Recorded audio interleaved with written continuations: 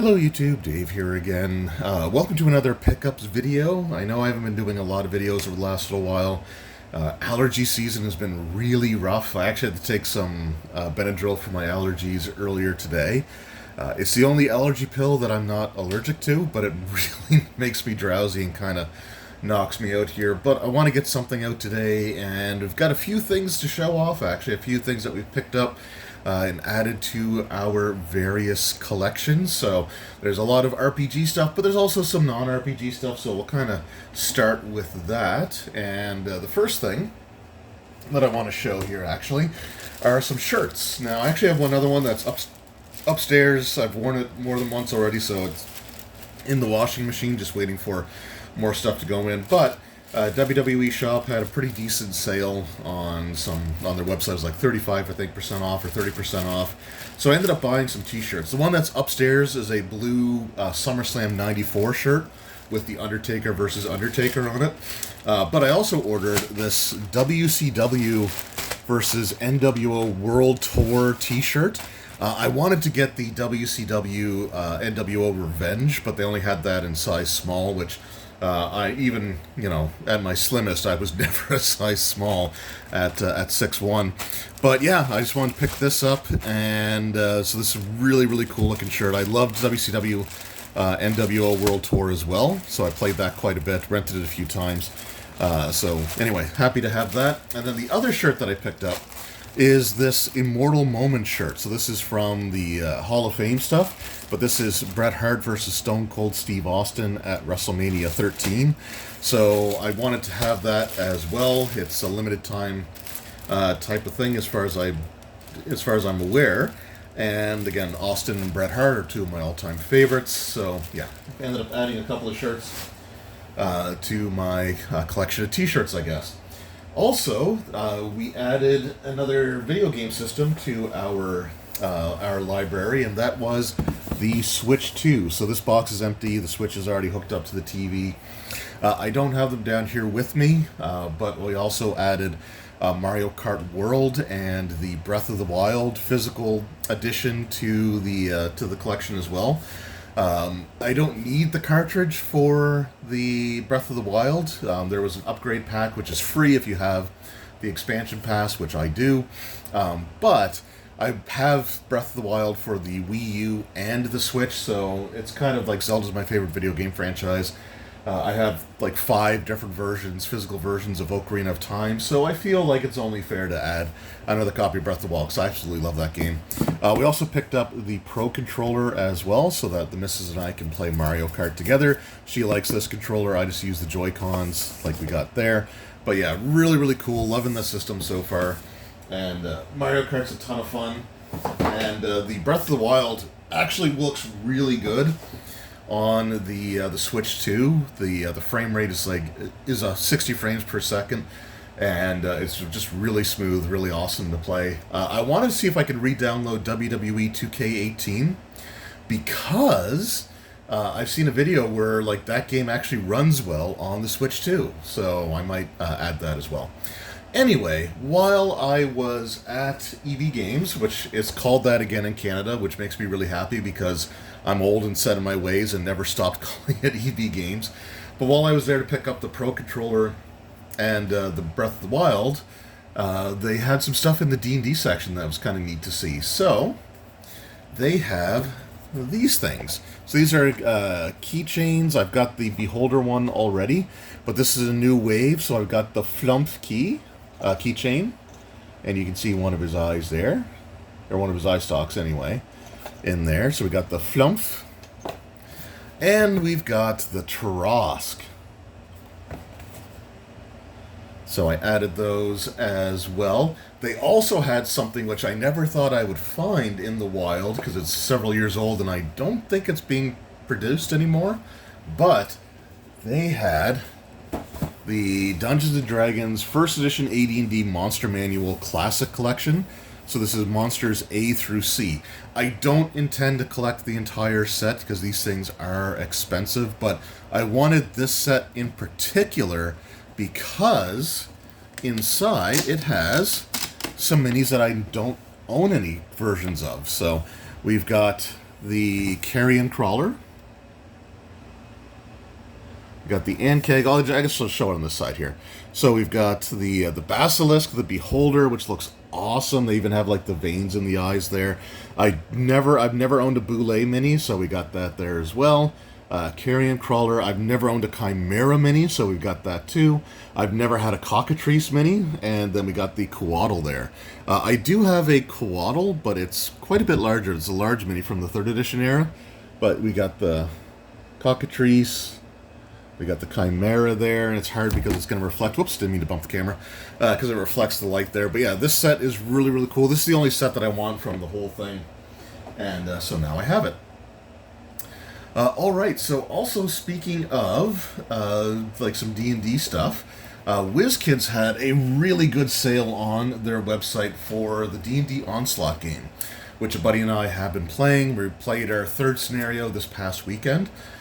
And we've traded wins so far. I won the first game, he won the second. I ended up winning the 3rd game, the 3rd scenario. But there's, like so they had the sale on, and there were some expansions that I really wanted to get.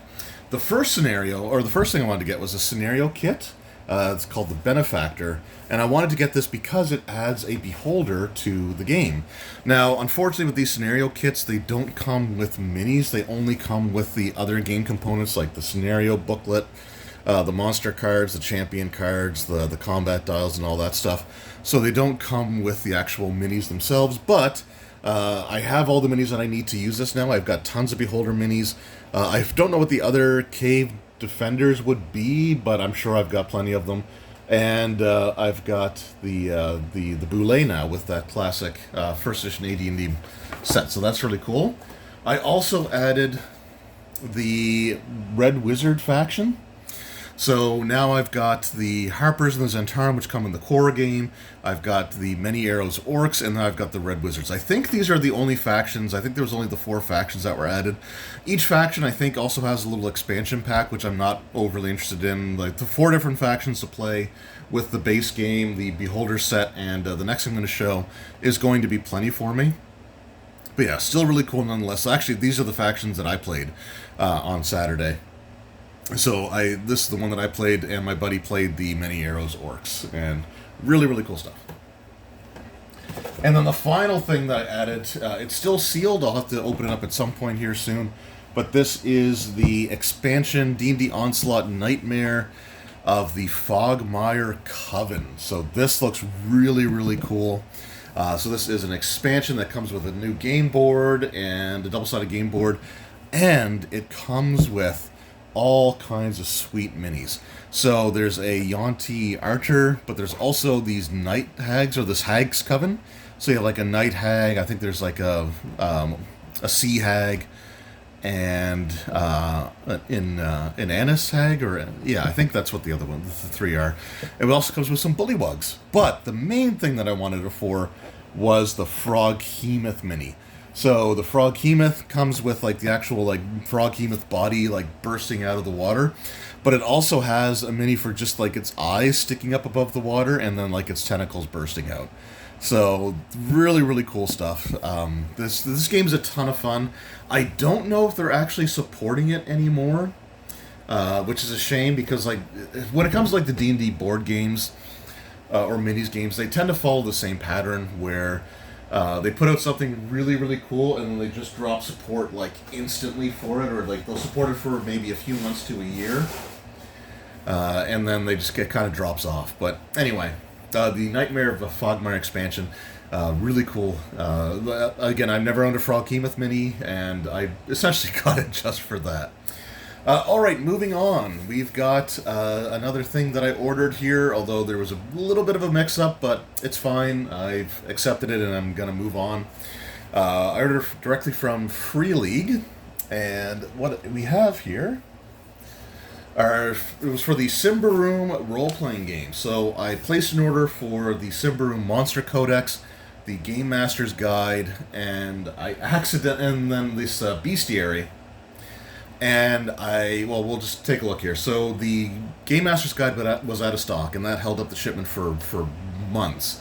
So I contacted them. They apologized. There's no set date for a reprint of the Game Master's Guide.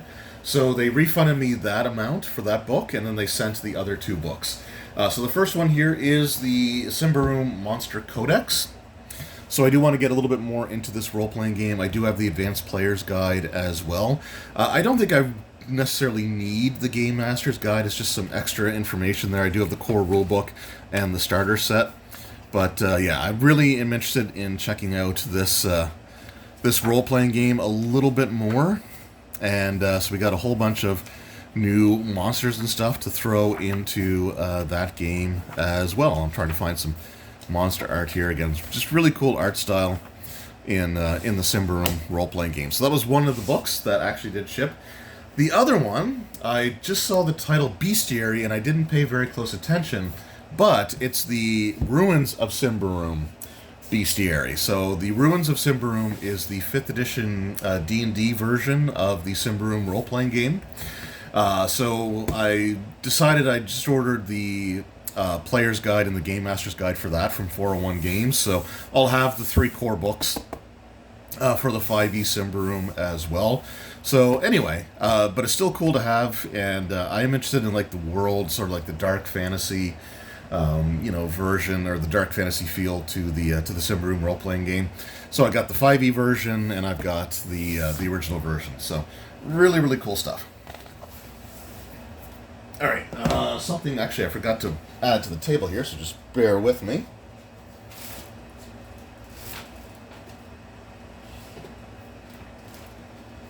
So I've got my schedule for King Con up and good to go. So that is in July. And on the, I think it's the 5th, 6th, and 7th.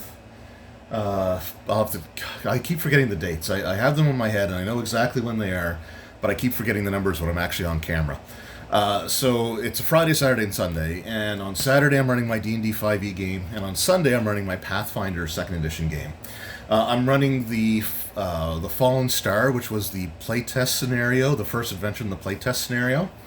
I've got pre-gen characters all made up, but the site that I used to make them, it wasn't Pathbuilder, I think it was the Nexus one that they have, but it's kind of the same issue, is that there's a lot of text for some of the abilities, and when you print off the character sheet, it doesn't like shrink the text to fit the space. Instead, you'd have like a little scroll thing on the online character sheet. So I was trying to think of something that I wanted to do for giveaway for the Pathfinder game anyway, and what I ended up settling on was getting